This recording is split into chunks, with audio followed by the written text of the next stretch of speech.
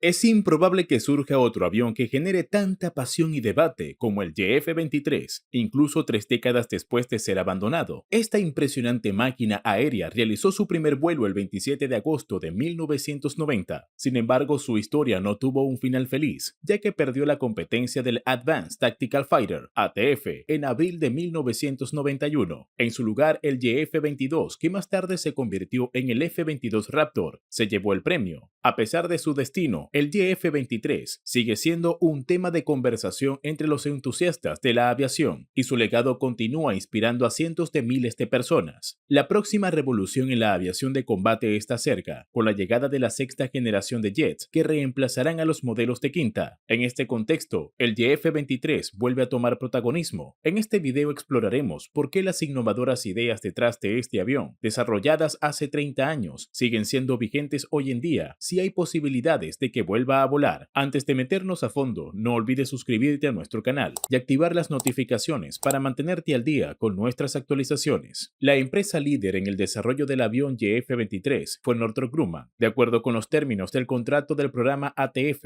se requería la construcción de 2 prototipos del avión. Uno de ellos estaba equipado con el motor Pratt & Whitney YF-119, mientras que el otro utilizaba el motor General Electric YF-120. El primer prototipo, propulsado por el motor Pratt & Whitney, recibió el nombre de Black Widow 2 en homenaje al caza nocturno de la Segunda Guerra Mundial diseñado por John Northrop y caracterizado por sus torretas gemelas. El segundo prototipo, por su parte, se llamó Grey Ghost. En términos convencionales, se puede considerar al YF-23 como el primer avión de combate de quinta generación de la historia. Es interesante destacar que el YF-22, precursor del Raptor, realizó su primer vuelo solo un mes después del primer vuelo del YF-23. Además, es notable que el YF-23 logró alcanzar velocidades supersónicas, específicamente 1.700 km por hora o 1.055 millas por hora, sin necesidad de utilizar postcombustión, incluso antes de que su competidor realizara su primer vuelo. Entre los apasionados de la aviación, sigue habiendo una discusión acalorada sobre si fue correcto dejar de lado el Black Widow en favor del Lockheed YF-22. De manera irónica, esta controversia es más común que las disputas sobre la competencia del caza Joint Striker Fighter, que finalmente ganó el F-35. Lo curioso es que, a pesar de su victoria, el F-35 ha sido y sigue siendo objeto de críticas, y es difícil entender por qué. La razón detrás de esto puede parecer insignificante, pero sigue siendo un tema de debate. El Black Widow 2 es un avión verdaderamente impresionante, que supera con creces al X-32, cuyo diseño extraño y feo no deja mucho que lamentar, salvo para los ingenieros de Boeing, que lo crearon. Sin embargo, lo que realmente llama la atención es su tecnología avanzada, que plantea preguntas más complejas y no tan fáciles de responder. Analicemos estas cuestiones por orden. De hecho, las razones que llevaron al fracaso del YF-23 podrían ser las mismas que permitan su resurgimiento. El YF-23 presenta un diseño aerodinámico e innovador, caracterizado por un ala romboidal con puntas recortadas y una cola en forma de V. Por otro lado, el YF-22 seguía un enfoque más tradicional, con un ala trapezoidal alta y una cola convencional, incluyendo quillas y estabilizadores laterales. Aunque ambos aviones incorporaban tecnología de sigilo, el YF-22 parecía más conservador en comparación con el YF-23, que tenía un diseño verdaderamente revolucionario y futurista, como si hubiera salido de un filme de ciencia ficción del siglo XXI.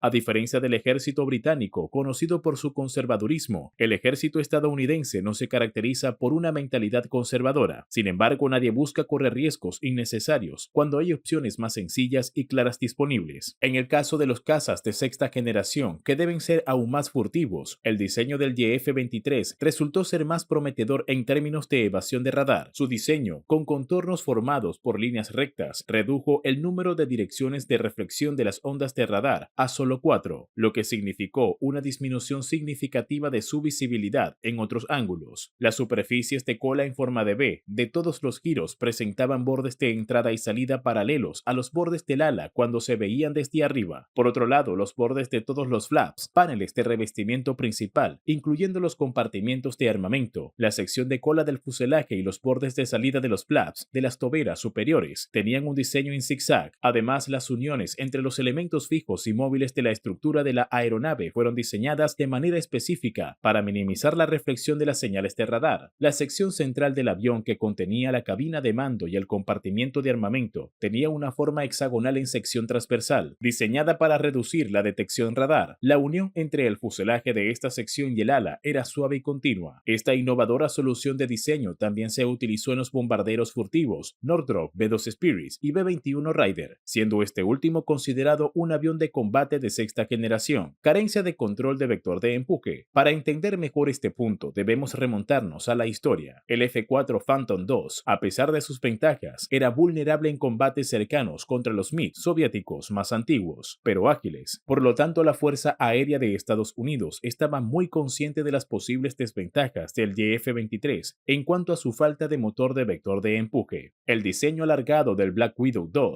similar al SR-71, no parece favorecer su maniobrabilidad, especialmente en comparación con el YF-22, que tiene un diseño más compacto y adecuado para el combate aéreo cuerpo a cuerpo. Gradualmente, la idea de emplear un caza de quinta generación con capacidad de sigilo que podía pasar desapercibido a distancia ganó terreno y el F-35 perdió su capacidad de vector de empuje controlado. Esto permitió reducir el peso y el costo del avión, así como su mantenimiento. A diferencia del F-22, el YF-23 tenía una configuración de tobera más sencilla, con solo el flap superior móvil, que se utilizaba para ajustar la sección transversal de la tobera e invertir el empuje durante el aterrizaje. Además, los chorros de aire salían de las toberas y fluían sobre una superficie plana en la parte superior de la cola del fuselaje, lo que reducía la radiación infrarroja y protegía a los motores de la observación directa desde atrás. El sistema de control de empuje vectorial del avión F-22, basado en el diseño aerodinámico del F-23, se consideraba demasiado complejo, caro e innecesario. El cambio, el diseño del Black Widow, con su característico plumaje en forma de V invertida, demostró ser efectivo incluso a altos ángulos de ataque y bajas velocidades, permitiendo maniobras intensas con toberas estacionarias. Lo único que se requería era desarrollar leyes de control adecuadas. Además, el avión contaba con pequeñas ondulaciones laterales estrechas a lo largo de sus costados, desde la nariz hasta la raíz del ala, con un borde exterior afilado. Estas ondulaciones generaban vórtices durante las maniobras a altos ángulos de ataque, lo que evitaba que el avión perdiera el control. El diseño aerodinámico innovador del YF-23, que incorporaba varias características avanzadas, permitió al Black Widow alcanzar un rendimiento impresionante a gran altitud. A 15.240 metros, el avión logró una velocidad máxima de Mach 1,8 y una velocidad de crucero estable de Mach 1,6, sin necesidad de fuerza adicional. Además, demostró una gran agilidad y estabilidad en vuelo, superando a sus rivales en maniobrabilidad y control en ángulos de ataque supersónicos y altos. El avión contaba con un sistema de control avanzado que utilizaba tecnología digital y fibra óptica para transmitir datos. En la cabina había un mando de control central que interactuaba con una computadora potente y redundante, compatible con IBM. Esta computadora era el cerebro del avión, ya que se encargaba de controlar y gestionar múltiples sistemas a bordo, incluyendo los sistemas de soporte vital, navegación, detección de objetivos, comunicación, propulsión, armamento, interferencias pasivas y activas, entre otros. En realidad, el piloto no tenía un control directo sobre el avión. En su lugar, daba instrucciones al ordenador de a bordo, que tenía la autoridad para tomar decisiones autónomas sobre la navegación del avión. Esta configuración es similar a la utilizada en el F-22 actual. A medida que la tecnología avanzaba, los componentes del ordenador se actualizaban con modelos más modernos para recopilar información sobre la altitud, velocidad, ángulo de ataque y derivada. El avión estaba equipado con sensores de presión de aire multifuncionales montados en los lados del morro del fuselaje. La parte delantera del avión contaba con orificios para alojar sensores de presión de aire que no sobresalieran en la parte inferior y laterales. Northrop Grumman diseñó un sistema innovador que podía recopilar todos los datos aéreos necesarios utilizando sensores no salientes, incluso a velocidades supersónicas. Se creyó que los brazos serían utilizados para probar estos sensores y luego serían retirados para minimizar la detección. Se esperaba que en la versión de producción del avión se incluyeran sistemas de protección para el piloto y armamento láser. El equipo de detección del Black Widow contaría con un radar de alta potencia distribuido a lo largo del fuselaje, las alas y la cola, lo que le permitiría detectar objetivos en un radio de 70 a 90 kilómetros en toda ambas direcciones. Sin embargo, el uso de radar activo en combate revelaría la presencia de la aeronave, por lo que los diseñadores del sistema de a bordo del YF-23 optaron por confiar en sensores pasivos que detectan la radiación de los radares enemigos y en la información de inteligencia táctica proporcionada en tiempo real por la aeronave y los satélites JSTARS y AWACS.